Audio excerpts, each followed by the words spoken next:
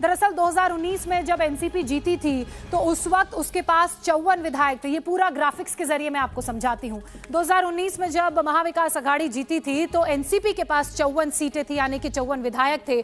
उपचुनाव में एक सीट की हार का सामना करना पड़ा था एनसीपी को। और उसके बाद अगर नवाब मलिक की बात की जाए, क्योंकि वो जेल चले गए थे, तो ऐसे में जो कुल विधायकों की संख्या थी वो 54 से घटकर 52 हो गई थी। अब आपके लिए यह भी जानना जरूरी है कि अजीत पवार, जिन्होंने कल उप मुख्यमंत्री पद की शपथ शिंदे सरकार में ली है, उनका यह दावा है कि उनके पास 42 विधायकों का समर्थन है। तो वहीं अब इनके दावे के बाद अगर टोटल सीटों के आंकड़े को समझा जाए तो शरद पवार के पास 10 सीटें बचती हैं। लेकिन शरद पवार की बेटी की तरफ से साफ कहा गया है कि उनका हर एक विधायक कीमती है और क्योंकि नंबरों को लेकर अभी कोई क्लैरिटी नहीं है तो कुछ भी कहना जल्दबाजी होगी। ये 52 विधायक किसके साथ हैं, चाचा और भतीजे की सीधी लड़ाई में किसके पास कितनी ताकत है, यह समझना भी बड़ा जरूरी हो जाता है। जो महाबगावत है उसकी सियासत अब आपको समझाते हैं, किसका समर्थन ज्यादा विधायक कर रहे हैं। अजीत पवार की बात करें तो 8 विधायक तो इनके साथ हैं जो कल गवर्नर हाउस पहुंचे थे, जहां इन्होंने शपथ ग्रहण कार्यक्रम में शामिल हुए और मंत्री पद की शपथ ली। इसके अलावा दावा इनका कुल यह है कि इनके पास टोटल 42 विधायक हैं। अब वो कौन है आज की बैठक में, संभवतः ये साफ हो सकता है क्योंकि सभी 42 विधायकों को अजीत पवार ने अपने घर होने वाली बैठक में बुलाया है। अब इन अजीत पवार के दावे के बाद अगर शरद पवार की बात की जाए तो 10 विधायक इनके साथ बचे हुए हैं। हालांकि दावा इनकी तरफ से यह किया जा रहा है कि 52 में से 42 विधायक इनके पास हैं और यही लड़ाई है, किसके पास कितने विधायक हैं, किसका पलड़ा कितना भारी है और एनसीपी असली पार्टी किसकी है। क्योंकि अजीत पवार की तरफ से यह कहा गया है कि वो पार्टी के चुनाव चिन्ह पर चुनाव लड़ेंगे। विधानसभा के अलावा संसद में किसके पास कितनी ताकत है वो भी जानना बड़ा जरूरी हो जाता है। अगर शरद पवार की बात करें तो लोकसभा में इनके 2 सांसद हैं, राज्यसभा में इनके पास 3 सांसद हैं। वहीं अगर हम अजीत पवार गुट की बात करें तो लोकसभा में इनके पास 2 सांसद हैं, यानी कि शरद पवार और अजीत पवार के पास लोकसभा में 2-2 बराबर सांसद हैं। वहीं राज्यसभा में शरद पवार के पास जहां 3 सांसद हैं तो वहीं राज्यसभा में अजीत पवार के पास 1 सांसद है और वो है प्रफुल्ल पटेल। और प्रफुल्ल पटेल के शरद पवार को छोड़कर अजीत पवार के गुट में शामिल होने से सबसे ज्यादा झटका शरद पवार को लगा है, ऐसा उन्होंने कल अपनी प्रेस कॉन्फ्रेंस में भी कहा था। अब ये जो सांसदों की संख्या मैंने आपको बताई, क्योंकि ये पूरा गेम जो है वो आंकड़ों का है, संख्या का है। अब उनके नामों के बारे में भी आपको बता देते हैं कि कौन कौन सांसद किसके साथ है।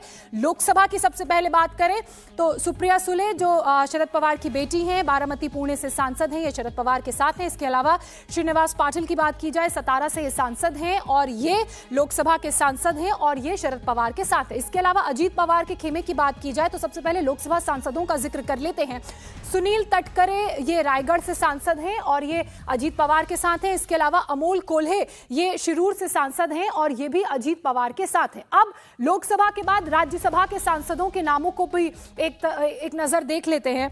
अगर राज्यसभा की बात की जाए तो शरद पवार के खेमे में 3 सांसद हैं, एक तो वो खुद, दूसरा वंदना चौहान, इसके अलावा तीसरा फौजिया खान। वहीं अजीत पवार के राज्यसभा सांसदों की अगर हम बात करें तो 1 सांसद इनके साथ हैं और वो है प्रफुल्ल पटेल, जिसका मैंने अभी जिक्र भी किया था। और अपनी प्रेस कॉन्फ्रेंस में शरद पवार की तरफ से कहा भी गया था कि मुझे अजीत पवार के जाने का इतना दुख नहीं है जितना दुख मुझे प्रफुल्ल पटेल के पार्टी छोड़कर अजीत पवार को समर्थन देने का है। अब हम आपको बताते हैं कि महाराष्ट्र की पावर पॉलिटिक्स की तस्वीर दरअसल कैसी दिखती है। ये बड़ी दिलचस्प तस्वीर है।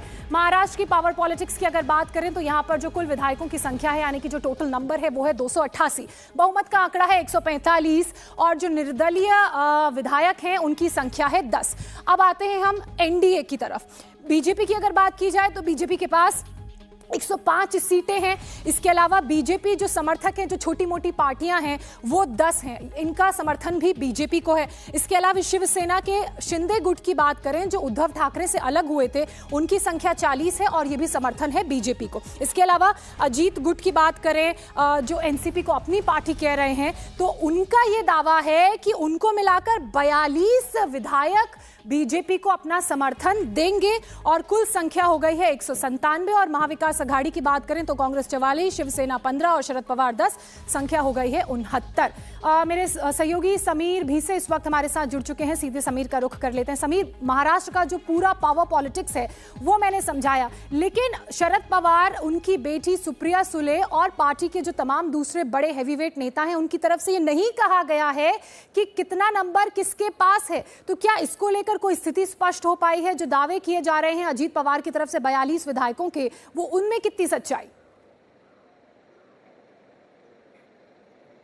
बिल्कुल ज्योत्सना, अपने अपने दावे किए जा रहे हैं। उसके पीछे की एक मूल वजह यही है कि अभी से अगर नंबर पूरी तरह से जाहिर कर दिए जाएं या उन विधायकों की अगर सूची भी अगर सामने आ जाए तो उसमें फिर से एक तरह से हम देखें तो लीगल पेच आना शुरू हो जाता है। इसीलिए संख्या जो है कोई अपनी ओर से पूरी तरह से डिस्क्लोज नहीं कर रहा, सामने नहीं ला रहा।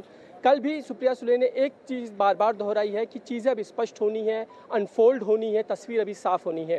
कितने लोग उनके साथ हैं, अभी उन लगातार लोगों से बात कर रही हैं, फ़ोन कर रही हैं, हर एक विधायक उनके लिए कीमती है, इस तरह की बातें हैं। लेकिन अगर हम बात कर लें तो फिलहाल 10 का जो आंकड़ा है, 10 की जो विधायकों की संख्या है वो शरद पवार के साथ है और बाकी के 42 विधायक जो है वो अजीत पवार के खेमे में नजर आते हैं।